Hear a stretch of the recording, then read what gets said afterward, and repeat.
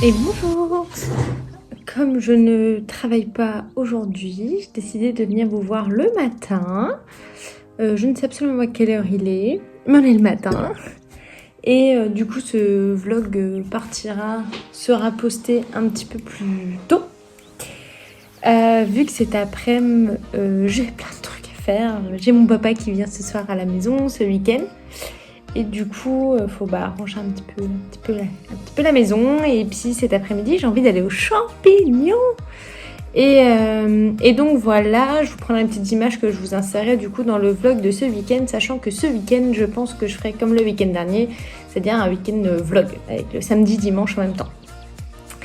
Aujourd'hui, plusieurs choses. Première chose, vous aurez vu juste avant, là je suis en train de me lancer dans un lavage de chaussettes tricotées car on commence à avoir un peu froid. Et Théo, mon chéri, m'a dit tout à l'heure oh, ça serait bien quand même qu'on ressorte nos chaussettes tricotées. Je les avais pas. Fallait que je les lave. Fallait que je les lave. Et comme on les avait pas mis cet été, j'avais tout mis dans un sac en mode on verra ça plus tard. Donc voilà, je suis bonne pour le plus tard, pour laver toutes les chaussettes. Ce que je porte, je vous le dis absolument jamais, j'oublie à chaque fois. Ça, c'est mon Illuminate d'Andrea Mori que j'ai tricoté en laine Madeleine et Philibert.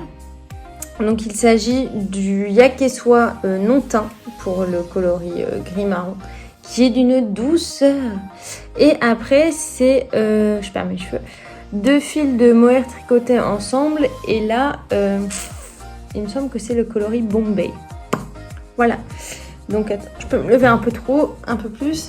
Hop, voilà. Après, je vais pas me lever trop parce que je suis en pyjama. Enfin, bon. En gros, voilà, bienvenue dans ma vie. Je me suis lavée tatati tatata, mais comme on est tellement bien en bas de pyjama que je suis restée en bas de pyjama. Voilà. J'aimerais revenir sur plusieurs trucs. Premièrement, j'ai fini le premier indice de Steven West, enfin, donc je vais pouvoir commencer le deuxième. Donc voilà, je voulais revenir là-dessus avec vous. Vous faire un retour sur un projet que j'utilise au quotidien et vous montrer une commande que j'ai reçue il y a quelques temps mais que j'ai zappé de vous montrer. Alors du coup, Steven West, je vous représente les laines à chaque fois parce que je les trouve trop belles.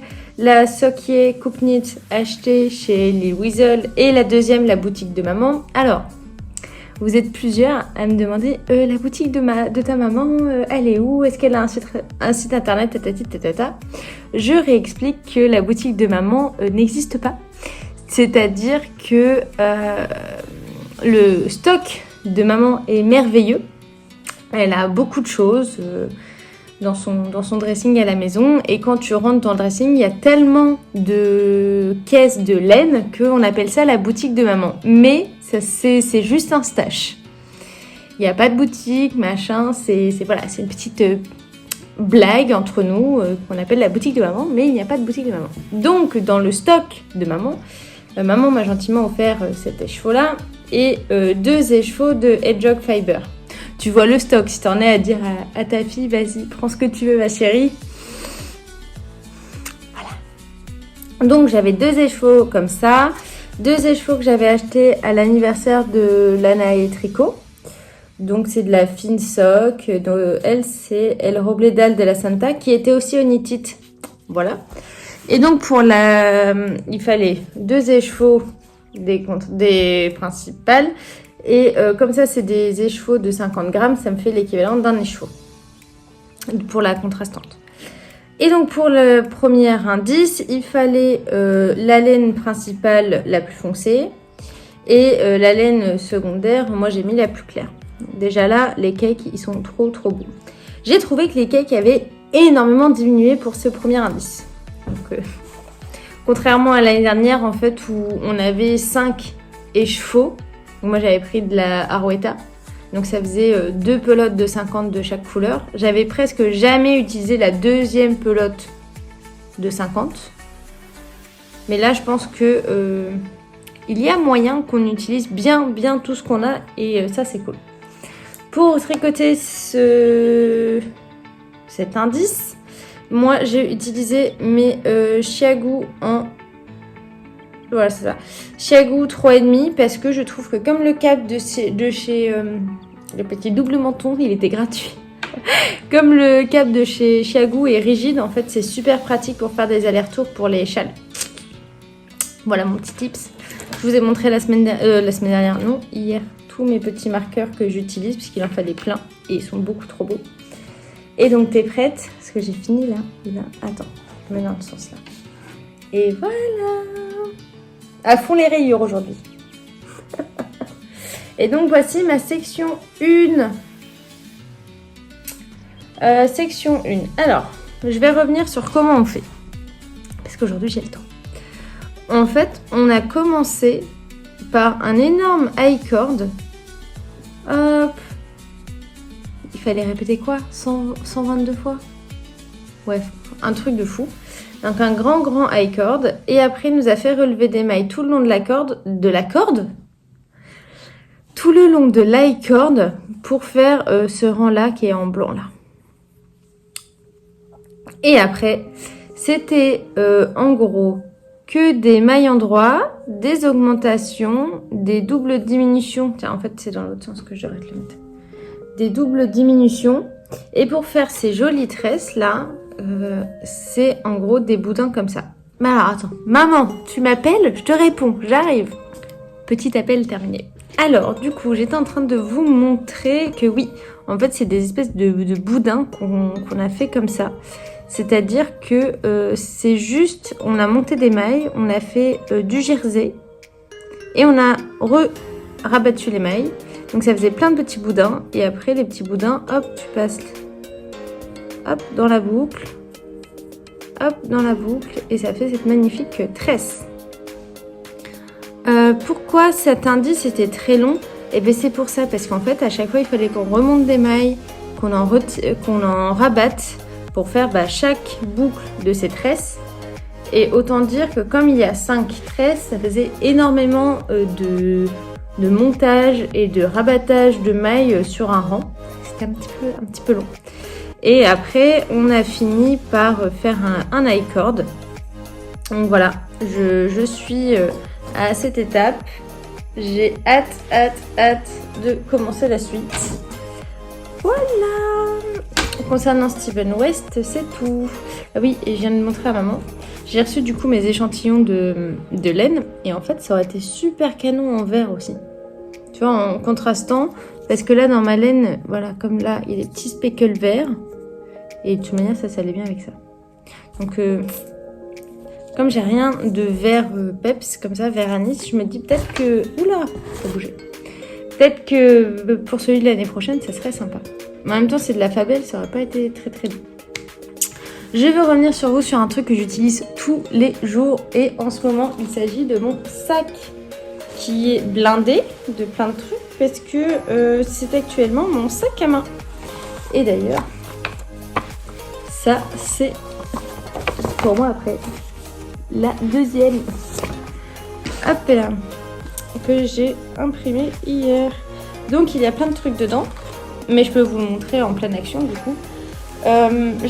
C'était mon Technical Color Tote Bag. Qui est un patron de petite knit. Où on commence par monter des mailles. Et c'est un tube, donc là j'ai cousu en bas. Donc c'est un tube avec que des jeux de mailles glissées, mailles tricotées pour faire cet effet de tissage. Et tout est super expliqué pour faire ce dégradé de couleurs. À savoir que normalement c'est de la laine DK et c'est trois brins de laine DK tenus ensemble. Donc avec des aiguilles 9 il me semble. Ou 8, l'un ou l'autre. Et moi j'avais voulu utiliser mes restes de laine, donc j'avais fait avec de la fingering, c'est-à-dire qu'à chaque fois je tricotais 6 brins ensemble, donc c'était un petit peu long. Et au final je n'avais pas assez de laine, donc j'ai dû recommander. Donc je voulais vous montrer ce petit sac là, j'avais mis une petite étiquette. Et le retour que je peux vous faire, c'est que en fait il tient très bien. Au final je n'ai pas fait de doublure, mais il a quand même une bonne tronche. ça reste de la laine, donc moi j'ai des petites, je sais pas si, voilà, j'ai des petites bouloches par-ci par-là que je retire, mais ce qui est normal. Et là où j'ai un petit peu merdouillé, c'est dans le montage des anses. En fait, quand il faut monter un rang pour faire les anses, c'est vachement, j'ai fait quelque chose de super large, super extensible.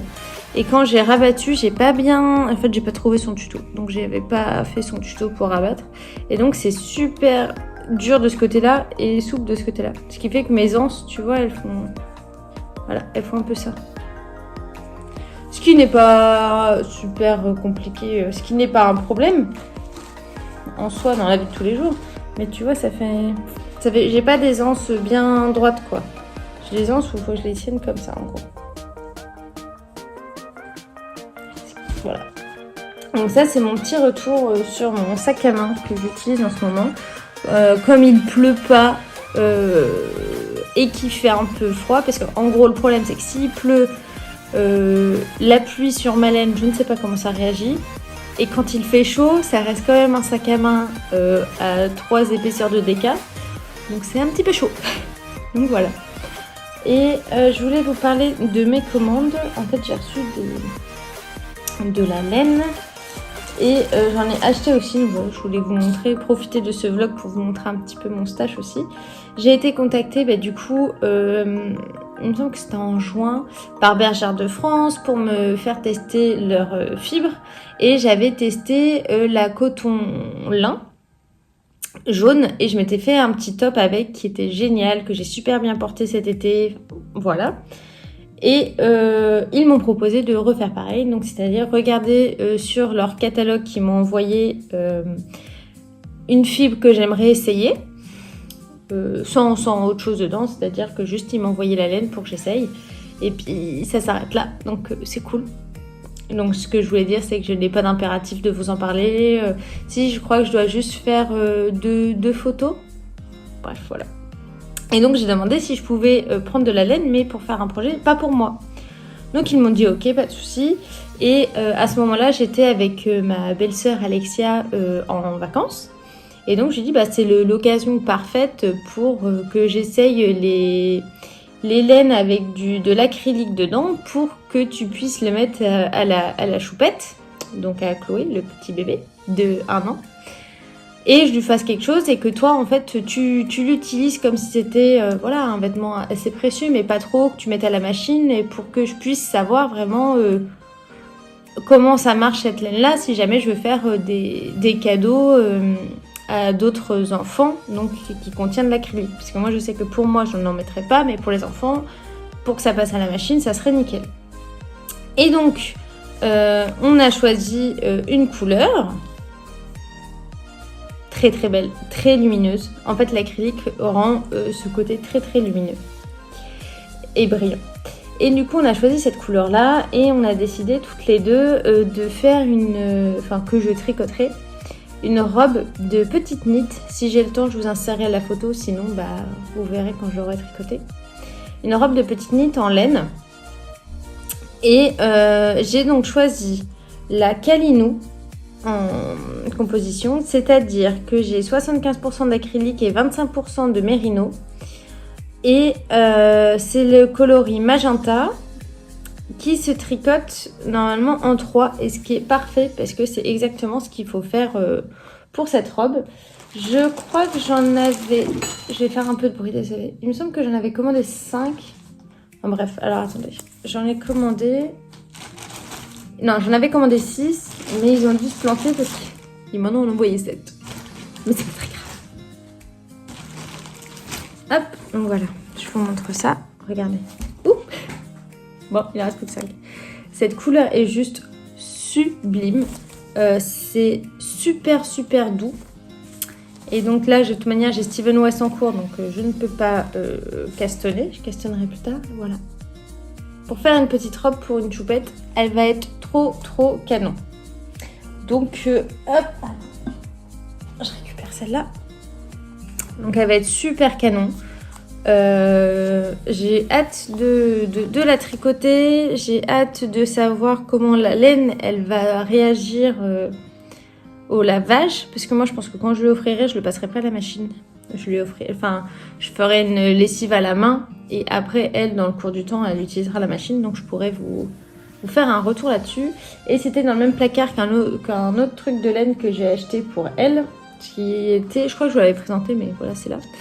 J'avais acheté 3 pelotes de Merino 120 de Lange, un coloris kaki. Mais regarde-moi ce kaki.